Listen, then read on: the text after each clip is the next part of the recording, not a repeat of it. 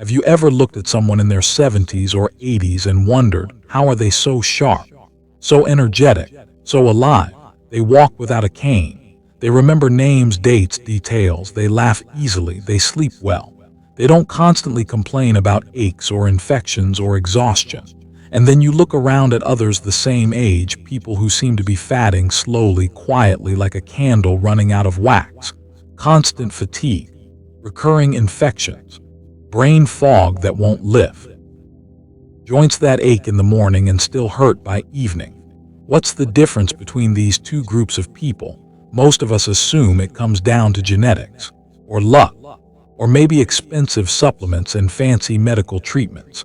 But what if I told you that one of the most powerful factors, one that almost nobody talks about, is something as simple, as ordinary, as humble as how you clean your body every single day?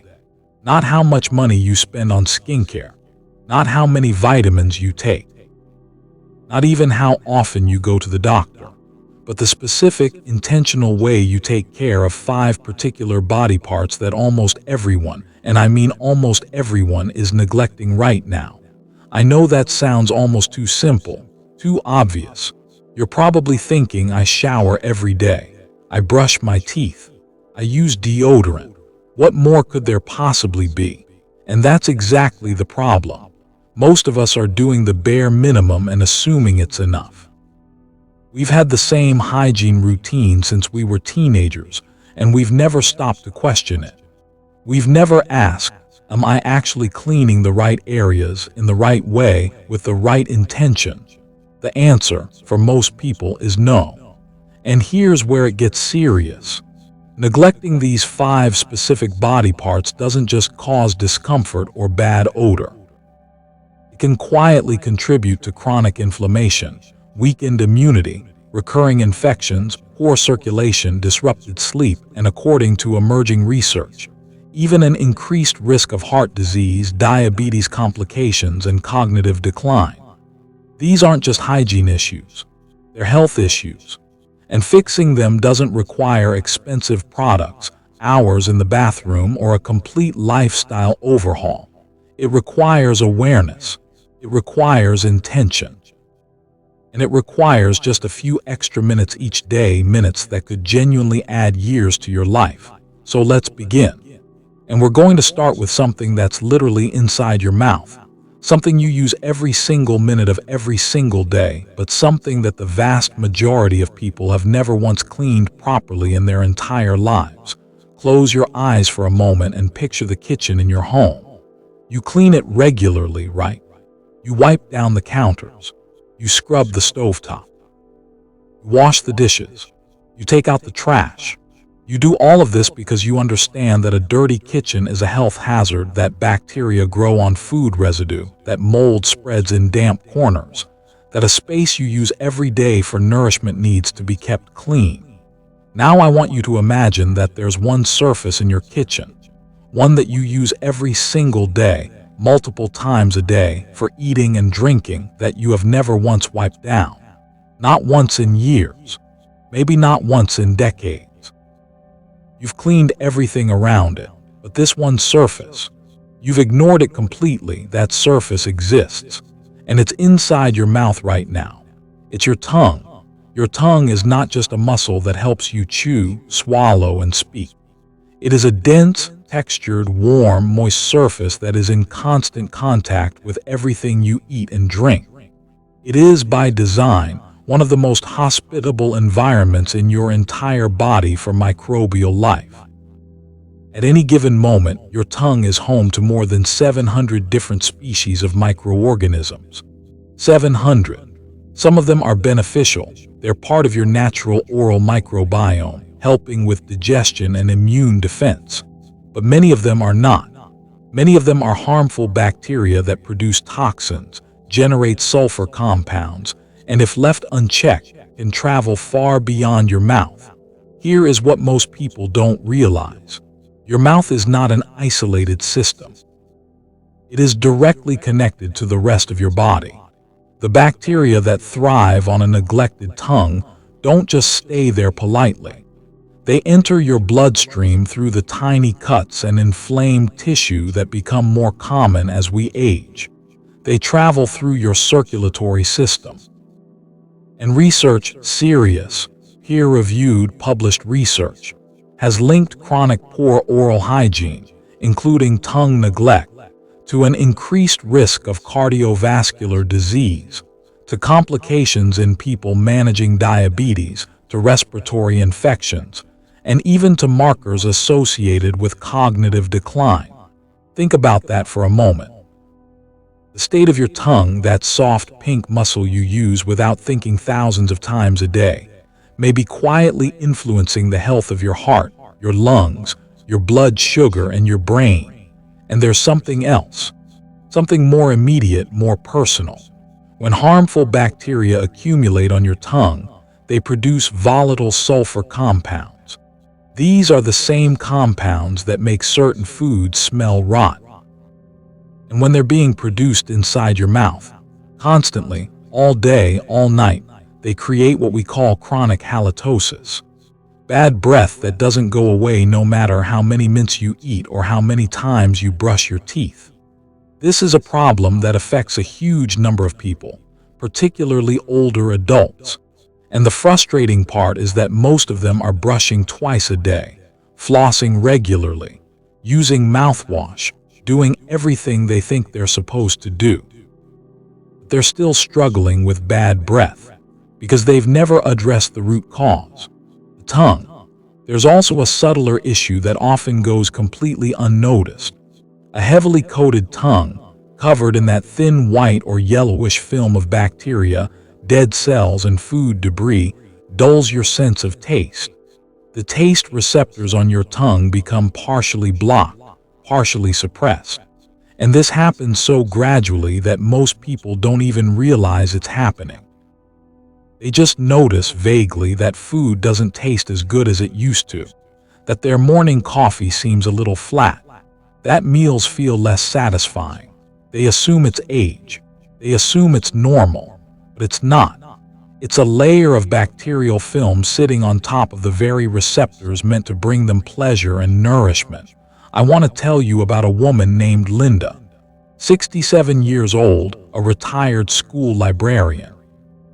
Linda had been a meticulous brusher her entire life, 2 minutes, twice a day, never missed. But she had never once cleaned her tongue intentionally. When she finally understood what was happening on that surface, the bacterial film, the toxins, the connection to her immune system, she was genuinely shocked. She started using a tongue scraper the very next morning. 3 weeks later, she said something I'll never forget. She said, "Food tastes different now. I made the same cup of coffee I make every morning and it tasted richer, fuller.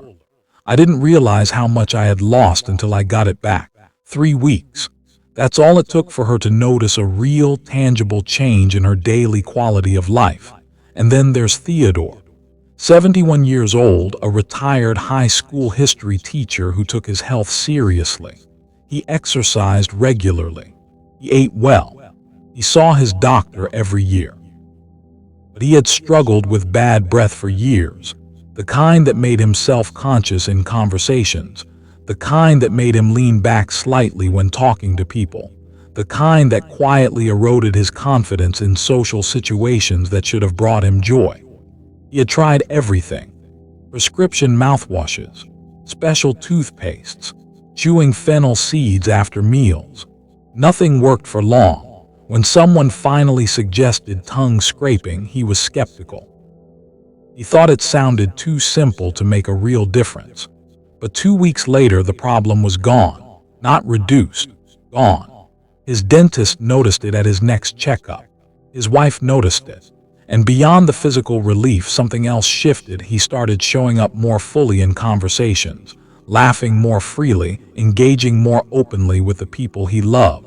So what is the right way to clean your tongue? It's simpler than you think, and it takes less than 3 minutes. The most effective tool is a tongue scraper, a small, inexpensive device available at any pharmacy, shaped like a thin U or a flat loop. You position it at the back of your tongue and draw it gently forward all the way to the tip. Don't press hard.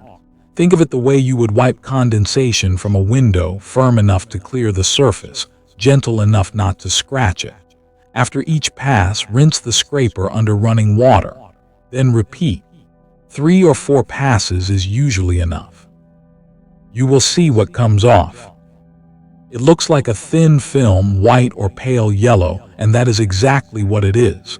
That is bacteria, dead cells, toxins your body was preparing to absorb. The fact that you can remove it so easily, so completely in under 3 minutes is almost staggering when you think about what you were previously allowing to stay. Timing matters too. In the morning, clean your tongue before you eat or drink anything because overnight, while you sleep, bacteria multiply significantly on that warm, undisturbed surface. You want to remove that buildup before it enters your digestive system with your first meal. At night, clean your tongue as part of your bedtime routine, but be gentler. Your tongue will be more sensitive after a full day of use, and you don't need to be aggressive. The goal is maintenance, not excavation. If you have a sensitive gag reflex, start in the middle of your tongue and work forward. Over days and weeks, you'll find your reflex relaxing as your tongue becomes accustomed to being clean. And if you ever notice persistent white patches, unusual soreness, or discoloration that doesn't clear up with regular cleaning, mention it to your doctor, because sometimes your tongue can signal conditions that deserve medical attention.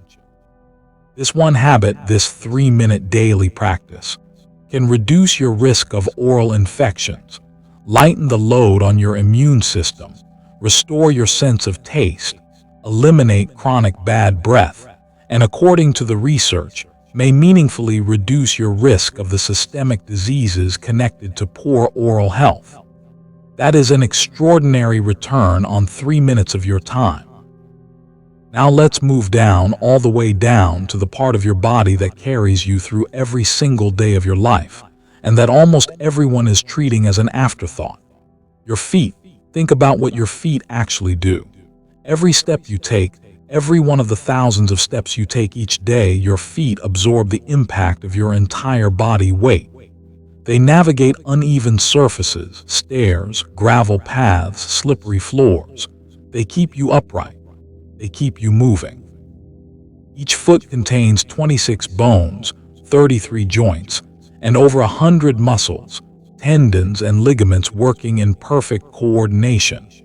That's a quarter of all the bones in your entire body, concentrated in 2 structures you probably haven't given serious thought to since the last time you had a blister. And here's the thing about feet. They are remarkably good at suffering in silence. Problems develop slowly, subtly, over weeks and months, until one day you notice something that's been building for a long time. A patch of discolored skin between your toes. A persistent itch that won't go away, a burning sensation when you walk, swelling that's become so routine you've stopped noticing it, toenails that have thickened or yellowed without any obvious explanation. These aren't random inconveniences. They are your body sending you signals that something in your foot hygiene, your foot care, or your circulation is not right. As we age, the blood vessels that supply your feet and lower legs naturally become less efficient. Circulation slows. The skin on your feet becomes drier, thinner, and less resilient. The fat padding on the soles that cushions each step gradually diminishes.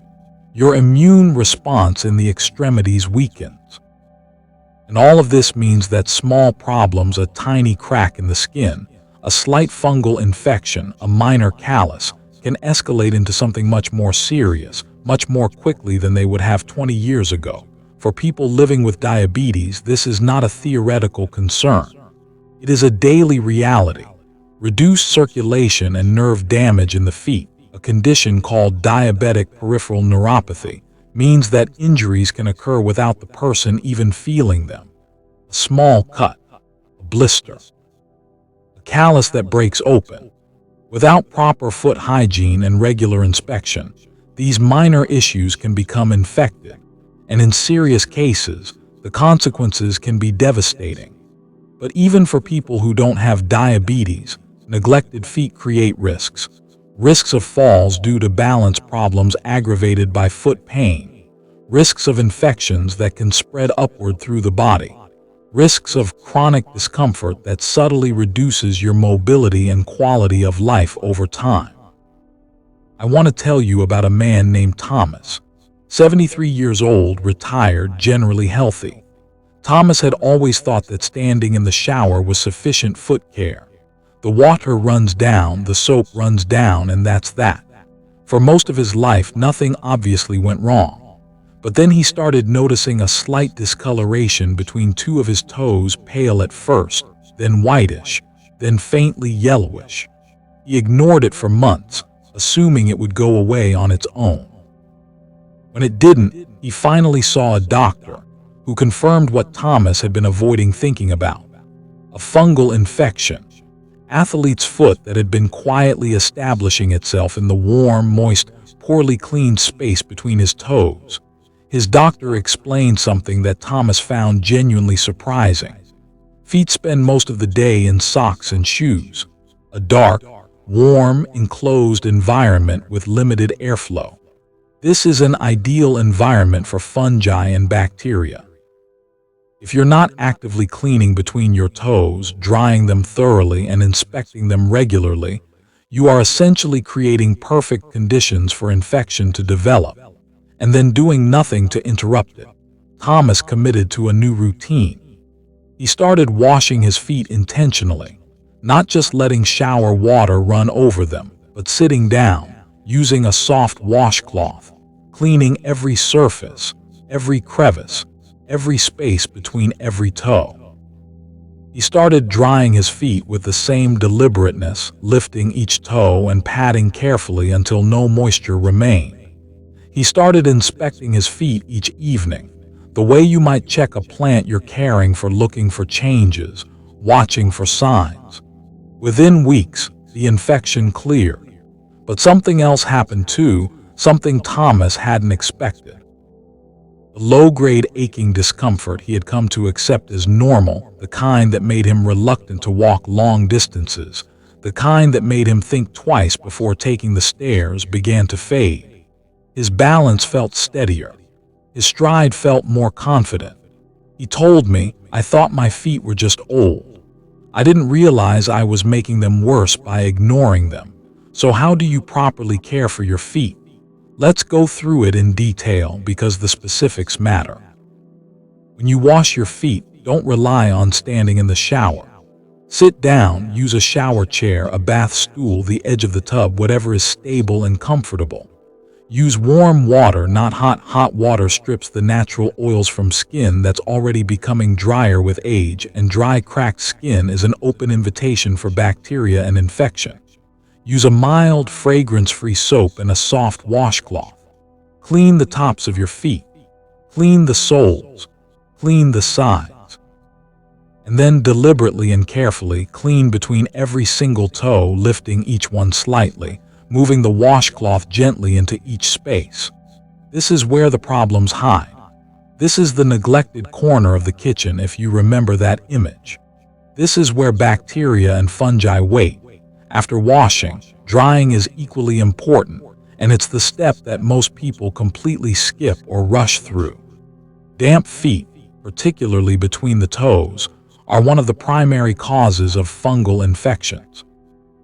Use a soft, clean towel. Pat, don't rub each surface of your foot dry. Then lift each toe individually and make sure the skin between them is completely, thoroughly dry. Not almost dry, completely dry. This takes an extra 60 seconds. Those 60 seconds matter enormously. Once your feet are clean and dry, apply a small amount of moisturizer to the tops and soles, but never between the toes. Moisture trapped in the spaces between toes creates exactly the warm, damp environment you just worked to eliminate. On the rest of the foot, moisturizer prevents the skin from cracking, which matters more as we age because cracked skin, particularly on the heels, can become deeply painful and can also serve as an entry point for bacteria. And finally, make a habit of inspecting your feet every day. This doesn't take long, 30 seconds, a minute at most. You're looking for anything that has changed. New discoloration, redness, swelling, unusual warmth in one area compared to another, a cut or scrape that doesn't seem to be healing, a toenail that looks different from how it looked last week. Your feet, as I mentioned, are remarkably good at sending early warning signals about circulation, about nerve health, about infection if you're paying attention. Most people aren't. Be the person who is. Now let's move to a body part that almost nobody thinks of as a health issue at all. A place most people treat as nothing more than a source of odor and sweat, when in reality, it's connected to one of the most important systems in your entire body. Your underarms. Your armpits are not glamorous. Nobody talks about underarm hygiene at dinner parties. Nobody posts about it on social media. It's the kind of body part that exists, we assume, primarily to inconvenience us, to sweat at the worst possible moments, to require daily deodorant, to occasionally cause embarrassment. But here's what almost no one knows. Buried within each of your underarms is a cluster of lymph nodes, small, bean-shaped structures that are part of your lymphatic system, which is essentially your body's internal drainage and immune defense network. Your lymphatic system does something that your cardiovascular system cannot do alone. While your heart pumps blood through arteries and veins, your lymphatic system moves a separate fluid, called lymph, through its own network of vessels. This fluid carries waste products, toxins, dead cells, and pathogens away from your tissues and toward your lymph nodes, where they are filtered and neutralized. Your underarm lymph nodes are a critical part of this filtration process, particularly for your chest, your arms, and parts of your upper body. When your underarms are not properly cleaned, when sweat, bacteria, dead skin cells, and the residue from antiperspirants and deodorants accumulate over time, several things begin to happen. The pores in your underarm skin become clogged, creating small, inflamed bumps that are uncomfortable and sometimes painful. Bacteria thrive in the accumulated moisture and debris, producing the compounds responsible for persistent body odor, the kind that deodorant alone cannot mask because you're not addressing the source. And in some cases, the lymph nodes themselves can become mildly inflamed, which is a sign that your body is working harder than it should have to. A lymphatic health specialist I consulted, Dr. Helen Carter, described it to me this way. Your underarms function like a drainage hub. When that hub gets congested with product buildup, bacteria, and cellular waste, the whole system slows down. Your body has to redirect resources to manage what should have been filtered out already. Over time, that inefficiency accumulates. Think of it like a kitchen drain that you've never cleaned. At first, everything drains normally. Then gradually, over weeks and months, residue builds up soap scum, food particles, grease, until the drain is running sluggishly and occasionally backing up entirely. You could add more dish soap and hope for the best, or you could actually clean the drain. Your underarms are that drain. And deodorant, for all its usefulness, is essentially the dish soap you're pouring on top of a drain you've never cleared. I want to tell you about Olivia. 65 years old, a retired teacher, someone who was meticulous about most aspects of her personal hygiene. But for years, Olivia had been dealing with recurring irritation in her underarms, small red bumps, persistent itchiness, a roughness to the skin that wouldn't resolve no matter what deodorant she switched to. She had tried natural deodorants, clinical-strength formulas, fragrance-free versions. Nothing made a lasting difference. She assumed it was just sensitive skin. She assumed her body was simply prone to irritation in that area. Then she made one change. She started washing her underarms properly, not just letting soap and water pass over them in the shower, but dedicating 30 seconds of intentional, thorough cleaning to that area each day. She used a soft washcloth and a mild, fragrance-free soap, moving in multiple directions to clear away buildup. She rinsed completely until the water ran clear. She dried the area carefully before applying anything. Within 2 weeks, the irritation was gone. The bumps cleared. The itching stopped.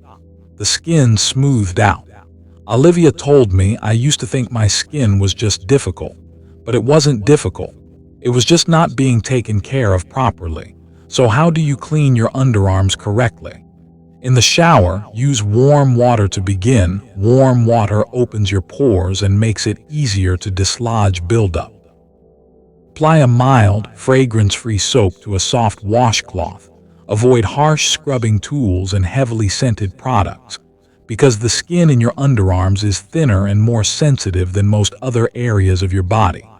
Clean in multiple directions, circular, then vertical, then horizontal, to ensure you're reaching all the skin surface and not just skimming the surface. Rinse thoroughly. Soap residue is itself a source of irritation and clogged pores. Rinse until you feel the skin is genuinely clean, not just soapy. Then, when you step out of the shower, dry your underarms carefully before applying anything. Applying deodorant to damp skin reduces its effectiveness and can itself contribute to irritation. Pat the area dry, give it 30 seconds of air, and then apply. This small pause, 30 seconds, makes a measurable difference in how your skin responds. If you practice this routine consistently for 1 week, pay attention to what changes. Chances are you'll notice smoother skin, less irritation, a reduction in body odor that surprises you, not because you've changed your deodorant, but because you've addressed the bacterial buildup that was generating the odor in the first place. And for some people, there's a broader sense of lightness and energy that's harder to explain but very real. A reflection, perhaps, of a lymphatic system that's finally operating with less resistance. Now let's talk about breathing. Something you do 20,000 times a day without thinking about it, and something that, for a huge number of people, is quietly being compromised by one of the most overlooked areas of personal hygiene: your nose. We don't think about our noses as something that requires maintenance. They're just there. They do their job. We breathe in, we breathe out, and we move on with our day. But your nose is doing something extraordinary with every single breath you take. It's filtering the air before it reaches your lungs, catching dust particles, pollen, bacteria, viruses, and other microscopic irritants in a layer of mucus and tiny hair-like structures called cilia. It's warming and humidifying the air so that it reaches your lungs at the right temperature and moisture level. It's detecting scents that signal danger, smoke, spoiled food, gas leaks, before you consciously register them. Your nose is, in every meaningful sense, your body's first line of respiratory defense. But here's what happens over time when nasal hygiene is neglected. Microscopic particles accumulate in the nasal passages: dust, pollen, pollution, pet dander, and the mucus that's supposed to trap and expel them becomes thick, dried, or excessive. The cilia that move this mucus become less efficient. Your airways narrow slightly. Breathing becomes subtly harder. You wake up in the morning feeling congested, or you go to bed unable to breathe freely through your nose, which disrupts your sleep architecture in ways that affect your energy, your mood, your immune function, and your cognitive performance the following day. Poor nasal hygiene has been associated with higher rates of respiratory infections, because when the nasal passage is compromised, the pathogens it's meant to filter have an easier time reaching your lungs and your bloodstream. It's been associated with chronic sinusitis, inflammation of the sinus cavities that creates persistent pressure, headaches, and fatigue. And it's been associated with reduced oxygen efficiency, meaning that when your nose isn't functioning optimally, you're getting slightly less oxygen with each breath, and your brain is among the first organs to feel the effects of that deficit.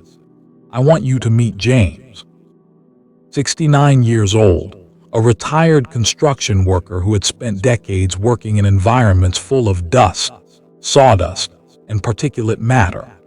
For years, James had accepted chronic nasal congestion as an inevitable consequence of his career.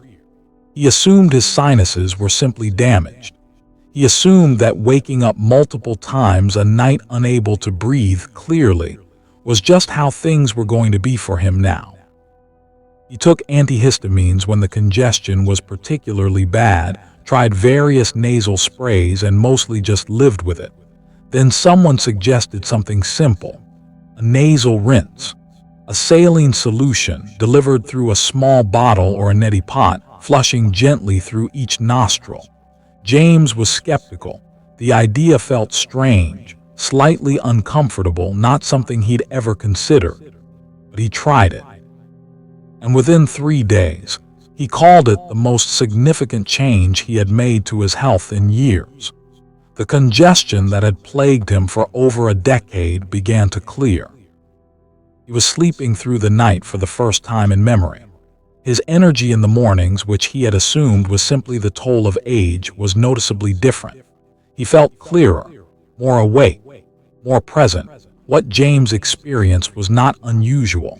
When you consistently flush your nasal passages with a saline solution, you are doing several things simultaneously.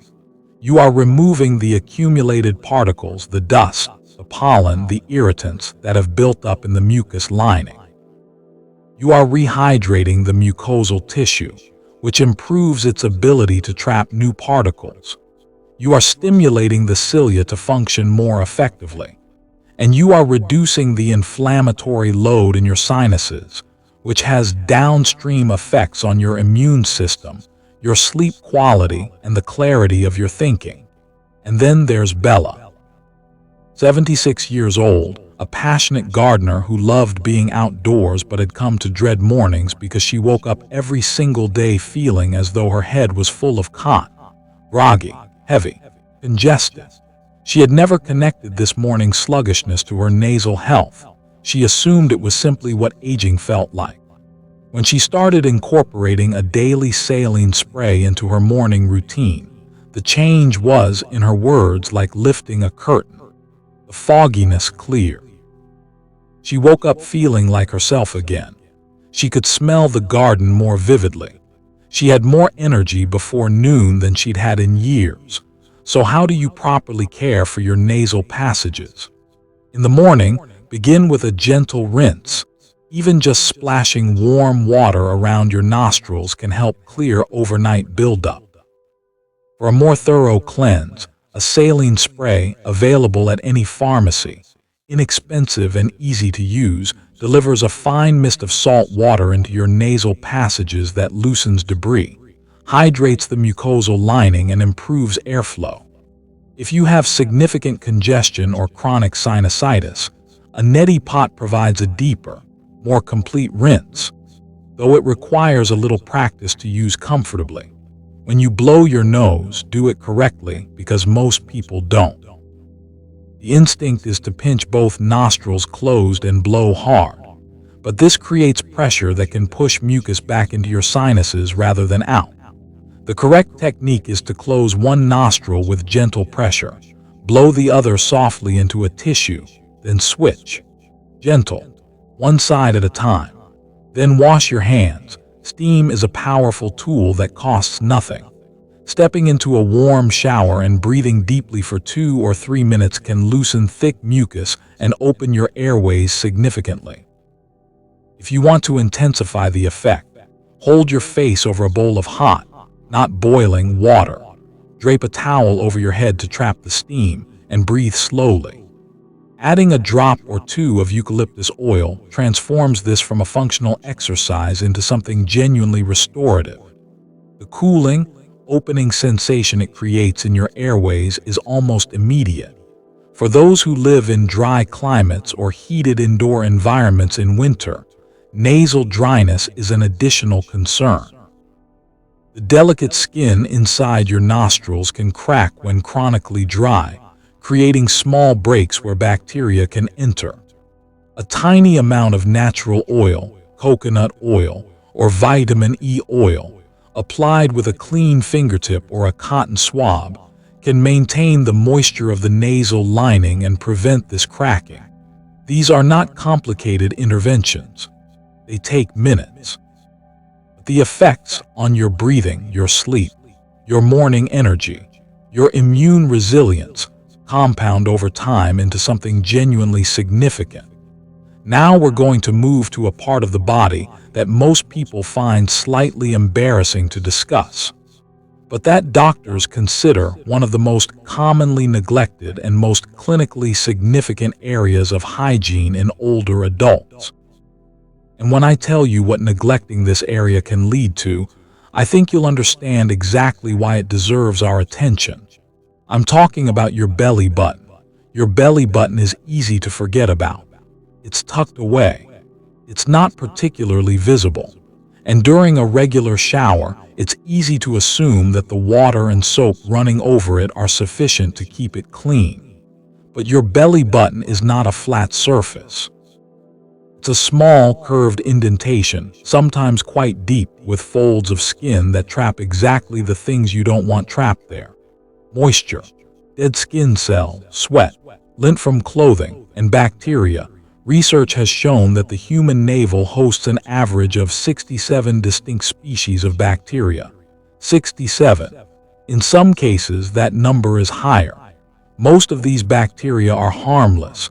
They're part of your skin's natural microbiome. But in the warm, moist, poorly ventilated environment of an uncleaned belly button, even relatively harmless bacteria can proliferate to levels that cause problems, producing an unpleasant odor, causing skin irritation, and in some cases leading to genuine infection. Omphalitis, infection of the navel, is far more common than most people realize, and it almost exclusively occurs in people who are not cleaning this area properly. The signs of a neglected belly button are often subtle at first. A faint, unpleasant odor that you might notice occasionally, a slight itchiness or irritation, a whitish or dark accumulation of material deep in the fold. Over time, if left unaddressed, this can progress to redness, swelling, tenderness, and discharge.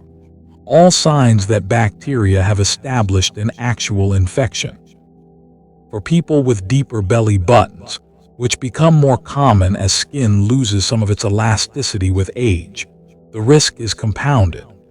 The deeper the indentation, the more surface area there is for material to accumulate in, and the less air circulation there is to keep the environment dry. Cleaning your belly button properly takes less than a minute. In the shower, use a cotton swab dipped in a small amount of mild soap and warm water. Gently clean inside the folds, not aggressively, but thoroughly, moving the swab around the interior in a circular motion to dislodge any accumulated debris. Rinse with warm water. Then, and this is the part most people skip, dry your belly button completely. Use the tip of a clean cotton swab or a corner of your towel to absorb the moisture inside the fold. Leaving your belly button damp after a shower is exactly like leaving damp clothes in a pile. You're creating conditions where bacteria and potentially fungi will thrive. Once dry, in most cases nothing further is needed. If your skin is dry or irritated, a tiny amount of coconut oil or a fragrance-free moisturizer applied with a cotton swab can help. But apply very little. The goal is just enough to prevent cracking, not enough to introduce additional moisture into the fold. A woman named Margaret, 72 years old, meticulous about her hygiene in every other respect, had dealt with a recurring odor from her navel for years that she found deeply embarrassing. She had never discussed it with anyone. She assumed it was simply something about her body chemistry that she couldn't change. When she finally mentioned it to her doctor at a routine checkup, almost in passing. Her doctor immediately identified the issue and explained the simple cleaning routine we just discussed. Margaret started that evening. Within 10 days, the odor was gone. It has not returned. She told me she wished someone had told her this 30 years ago, not because the problem had been medically serious, though it could have become so, but because the embarrassment it had caused her, the self-consciousness, the way she had quietly modified her behavior around other people, had all been completely unnecessary. It was a problem with a simple solution that she had simply never been given. Now we come to the fifth and final body part, and I want to acknowledge something before we get into it. This one is perhaps the most personal, the most private, and because of that, it's also the most neglected and the most misunderstood. We're talking about your ears, not just the outer ear, the curved structure on the side of your head that you might wipe with a washcloth. I mean the entire ear canal, the passage that leads from the outer ear to the eardrum, and the skin around and behind the ear, which is almost universally overlooked.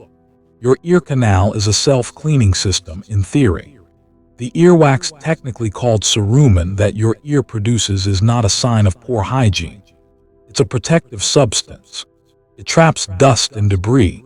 It has antibacterial properties, and it slowly migrates outward on its own, carrying the trapped material with it. This is a remarkable biological mechanism, and when it's working properly, your ear canal largely takes care of itself. But several things can disrupt this process. Cotton swabs, which the vast majority of people use to clean their ears, are perhaps the single most counterproductive ear hygiene tool ever invented. Every time you insert a cotton swab into your ear canal, you are not removing earwax. You are pushing it deeper. You are compacting it against the eardrum. Over time, this creates a buildup of impacted earwax that blocks sound transmission, reduces hearing acuity, causes a feeling of fullness or pressure in the ear, and can lead to dizziness and balance problems, something that becomes increasingly concerning as we age and our risk of falls increases. Impacted earwax is extraordinarily common in older adults. It is also extraordinarily underdiagnosed because it develops gradually, and because the hearing loss it causes is subtle enough that many people attribute it to normal aging rather than a blockage that could be resolved. A study published in a major otolaryngology journal found that earwax impaction is responsible for a significant portion of what older adults experience as age-related hearing decline, and that clearing the impaction frequently restores a degree of hearing that the person had accepted as permanently lost. Beyond the canal, there's the matter of the outer ear and the skin behind it. The fold where your ear meets your skull, that small crease that runs behind each ear, is another area where moisture, dead skin cells, and bacteria can accumulate unnoticed. People who wear hearing aids are particularly vulnerable here, as the device can trap moisture and create additional friction against the skin. But even for those without hearing aids, this area is rarely cleaned with intention, and it can develop the same kind of bacterial buildup that leads to irritation, odor, and discomfort. In the outer bowl of the ear itself, the curved, shell-like structure visible from the outside collects dust, sweat, and debris in its contours, and is often only superficially wiped during a shower rather than genuinely cleaned. I want to tell you about a man named Robert, 74 years old, a retired engineer who had been noticing for several years that he was asking people to repeat themselves more frequently. He had increased the volume on his television. He had started sitting closer to the front in meetings and social gatherings. He had told himself, and his family had told him, that it was time to look into hearing aids. He went to an audiologist for an evaluation. The audiologist looked in his ears before conducting any hearing test, and what she found was a significant accumulation of impacted earwax on both sides that had been building for years, compacted progressively by years of cotton swab use. After a gentle professional irrigation of both ear canals, a simple, painless procedure that took about 15 minutes, Robert sat quietly for a moment. Then he looked at the audiologist and said, "Is the air conditioning always this loud in here?" He had not noticed the ambient sounds of the room before. His hearing, restored, was better than it had been in years. He did not need hearing aids. He needed his ears properly cleaned. So what does correct ear hygiene look like? It begins with stopping one thing immediately. Stop putting cotton swabs inside your ear canal. The outside of your ear, yes. The area behind your ear, absolutely. But the canal itself should not be probed with any instrument. The canal is self-cleaning. Trust the process. For the outer ear, use a soft washcloth during your daily shower to clean the visible folds and contours. Get into the curves. Clean behind each ear, in that fold where the ear meets the skull. Rinse and dry thoroughly. The skin behind the ear is prone to the same moisture-related issues as your toes and underarms. If you feel fullness in your ear, reduced hearing, or a sense of pressure that suggests earwax buildup, there are safe ways to address it at home. Over-the-counter ear drops containing hydrogen peroxide or carbamide peroxide can soften accumulated wax and allow it to work its way out naturally. Follow the instructions on the package carefully. Warm water irrigation. Using a soft bulb syringe filled with body temperature water can also gently flush softened wax from the canal. But if you're uncertain, or if you have any history of ear problems or perforated eardrums, see your doctor or an audiologist rather than attempting to clear the canal yourself. If you wear hearing aids, clean both the devices and the skin behind your ears every single day. Skin contact area is particularly vulnerable to moisture accumulation and bacterial growth. Use the cleaning tools provided with your device and give the skin behind your ears the same careful attention you're now giving to your feet and underarms. And perhaps most importantly, have your hearing checked regularly. Not because hearing loss is inevitable, but because it is often preventable or reversible, and because hearing is not just about communication. It's about connection. It's about safety. It's about the richness of your experience of the world. People who address hearing loss early maintain stronger social connections, demonstrate better cognitive performance over time, and report significantly higher quality of life than those who accept deteriorating hearing as simply the price of aging. Your ears are your connection to the sounds that make life meaningful: music, conversation, laughter, birdsong, the voices of the people you love. They deserve more than an afterthought. So there they are. 5 body parts. 5 areas that most people have never thought about cleaning deliberately, intentionally, and correctly. Your tongue, the surface inside your mouth that may be contributing to systemic disease while robbing you of your sense of taste and your social confidence. Your feet, the foundation of your mobility and your independence, showing you early warning signs of your health that most people never learn to read. Your underarms, not just a source of odor to be masked, but a gateway to your lymphatic system that deserves to be kept clear and clean. Your nasal passages, your body's first line of respiratory defense, and the hidden key to your sleep quality, your morning energy, and your oxygen efficiency. And your ears, the delicate, often self-cleaning system that your cotton swab habit may have been quietly compromising for years. None of what I've shared with you today requires a special product, a large expense, or a dramatic change to how you live. It requires intention. It requires the willingness to look at something ordinary, your daily hygiene routine, with new eyes and to ask, am I actually doing this right? Because in most cases, the answer is that there's a better way, a more thorough way, a way that takes just a few more minutes each day and returns something genuinely significant to your health and your comfort and your confidence.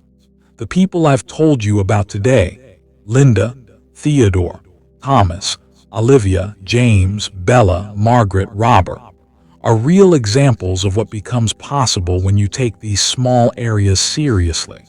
When you stop treating your body on autopilot and start engaging with it deliberately. When you stop accepting discomfort and dysfunction as the inevitable cost of getting older and start asking, what can I actually do about this? The answer, more often than you might expect, begins in the bathroom.